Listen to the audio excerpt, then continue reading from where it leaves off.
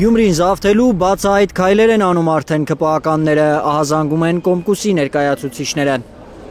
Երկրորդ քաղաքում իշխանությունը պահելու համար Կոմկուս խմբակցության կալանավորված անդամները վայր են դրել մանդատները, որ դրանք փոխանցվեն ազատության մեջ գտնվող տեխնացուներին։ Բայց հենց որ հայտնի է դարձել այդ փաստը, ձերբակալվել է Կոմկուսի ցուցակի հաջորդ տեխնացուն, նա ով պետք է վերցնել մանդատը։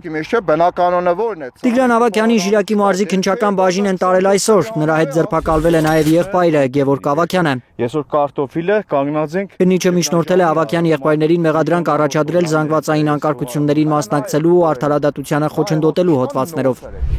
Գյումրիում ավականու 33 մանդատներից 14-ը ԿՊԱ-ականներինն են, ընդդիմադիր 4 ուժերը միասին ունեն 19 մանդատ։ Հիմա, քանի որ ավականու 2 անդամ եւ քաղաքապետը կալանավորված են, Գյումրիում ընդդիմությունը 16 ձայն ունի, իսկ քվորում ապահովելու համար 17 մարդու ներկայություն է պետք։ Եթե ԿՊԱ-ականները բոյկոտեն, ավականու նիստերը կտապալվեն։ Դա թույլ չտալու համար ավականու կալանավորված 2 անդամները հրաժարվել են մանդատներից։ Երեքշաբթի մանդատը դրել է Վարդան Ղուկասյանի եղբոր թոռ Գևորգ Ղուկասյանը, այսօր Սեդրակ Սահակյանը։ Նրանք մանդատները վայր են դրել եւ ըստ ցուցակի հերթականությամբ առաջ են գալիս մյուս անդամներից։ Գևորգ Ղուկասյանին փոխարինելու է Սամսոն Էլբակյանը, իսկ Սեդրակ Սահակյանին այսօր բերման ենթարկված Տիգրան Ավագյանն էր փոխարինելու։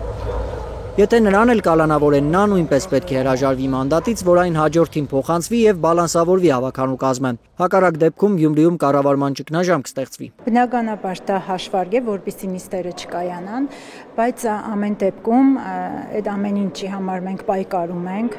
շատ համառ գնում ենք առաջ, պետք է կայանան մեր բոլոր նիստերը։ Գյումրիի ավականու 4 ընդդիմադիր ուժերի միջև Վարդան Ղուկասյանի կալանավորումից հետո տարաձայնություններ չեն եղել, ըստ Կոմկուս խմբակցության քարտուղարի մեր քաղաքը, Իմ հզոր համայնք եւ Մայր Հայաստան խմբակցությունները իրենց համագործակցությունը շարունակելու պատրաստակամություն են հայտնել։ Ոչ, չունենք նման կողմեր, բոլորը ինչպես ի սկզբանե մեզ աջակցել են, նման կերպ շարունակելու ենք միասին աշխատել, ինչ սկզբունքով որ մտել ենք շենք, մերժել ենք քաղաքացիական պայմանագրին, այդպես էլ առաջնորդվելու ենք։ Կոմունիստական կուսակցության անդամներից, քաղաքապետարանի աշխատակիցներից ու աջակիցներից մոտ 4 տասնյակ մարդ է կալանավորված։ Ըստ փաստաբան Արամայիս Հայրապետյանի, սա վախի մթնոլորտ ստեղծելու ու ճնշում գործադրելու համար է։ Ես չեմ հիշում, որ 40-ից ավել անց ազատությունից զրկվի, որից 29-ը կալանքի տեսքով, մնացել է տնային կալանքի տեսքով։ Սա ինչի մասին է խոսում, սա խոսում է մասին, որ շատ ծրագիր է, ոչ թե քայլատատավարական տածակարգ։ Էս է վիճակը։ Քննիչներն ու դատարանը քննության առարկա չեն դարձնում անգամ այն տեսանյութերն ու իրեղեն ապացույցները, որ փաստաբաններն են ներկայացնում, պնդում է Արամայիս Հայրապետյանը։ Ակնհայտն է, որ այդ անձանց մեծ մասի կալանքները, թեկուզ տնային կալանքները, դրանք քաղաքական ճնշման կամ քաղաքական ցանկության հետևանք են եղել։ Այդ որ դատավոր